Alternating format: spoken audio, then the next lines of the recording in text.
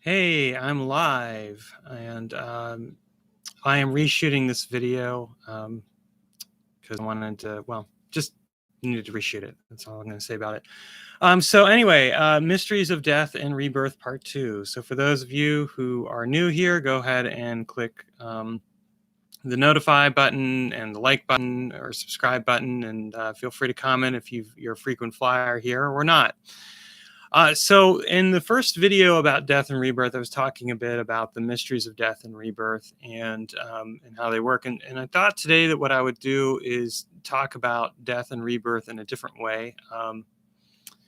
Really, I want to talk about is the everyday nature of death and rebirth, because if you think about it, we're always in an experience of death and rebirth. We have this entropic aspect that is going on within our own bodies and in the world around us. Like if you think about it, like the cells of your body are dying right now. I know that sounds really grim, but it's true. You have cells in your body that are dying right now, and then you have cells that are being reborn, new cells that are basically showing up to take the place of those. Now, at some point, the entropic reality of death will overcome, your body, and you'll just die. And at that point, your cells will stop regenerating, and you'll end up dying, and then you have the spiritual transformation. I suppose your spirit moves on and transforms to whatever it is next.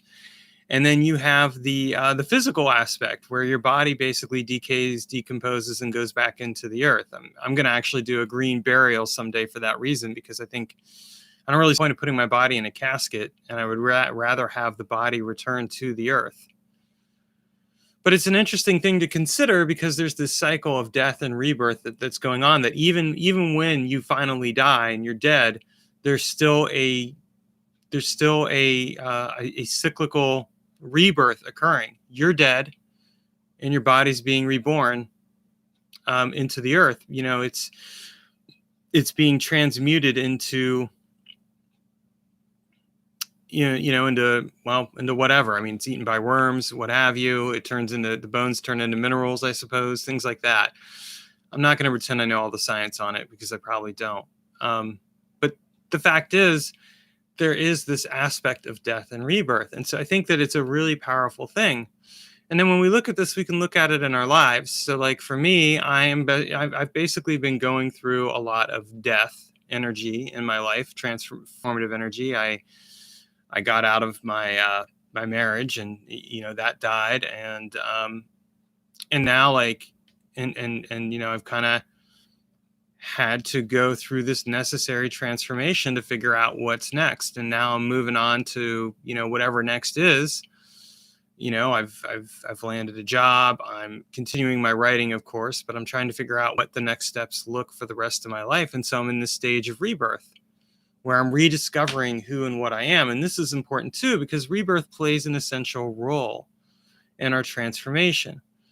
We never just die, we also are reborn. We die, and or something dies in our lives, and then we're reborn. And hopefully what we do is we learn from that, because with death and rebirth, you have these lessons that I think come about, these very transformative lessons. I mean, I use myself as an example. I've had enough near-death experiences in my life. Like I had a car accident.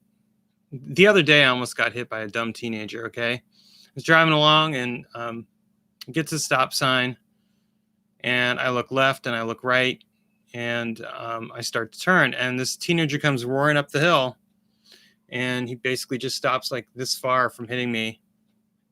And I mean, in another timeline, I probably would have been hit, might be injured or dead, but fortunately in this one, not so much. I just shook my head at him and went on my way.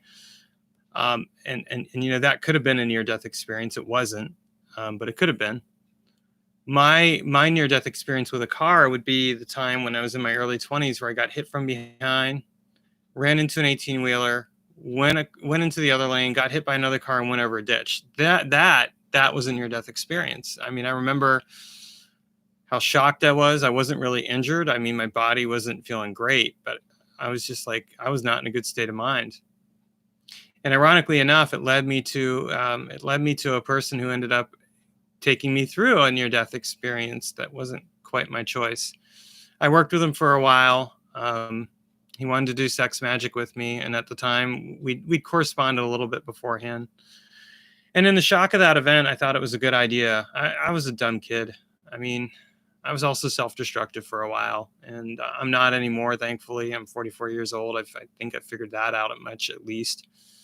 And it's kind of one of the points that I want to make is like with, death, rebirth, you hopefully grow out of the cycles. Like when something dies, you grow out of it and you change it and you're reborn into something new. I think that that's really relevant. And so like for me, I had this experience and this person and we did sex magic, and he was basically using me for his own purposes. Story of my life. And, eventually I figured that out, and I stopped working with him. But then I got into a relationship, and that didn't work out. And Taylor, being the intense person that he is, I contacted him again because I wanted to kind of like just get over it.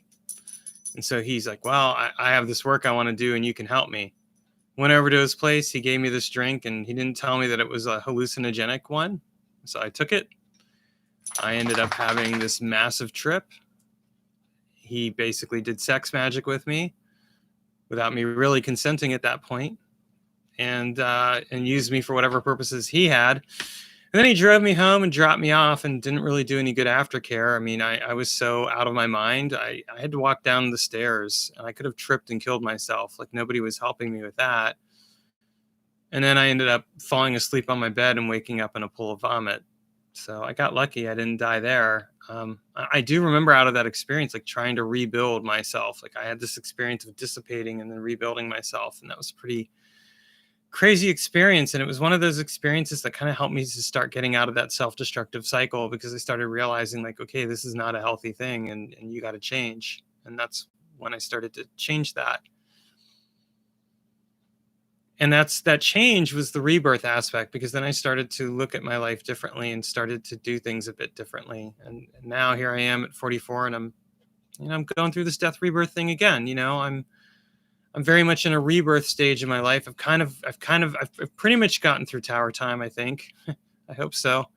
Really trying to. I'm starting to get to the point where I'm ready to rebirth things. And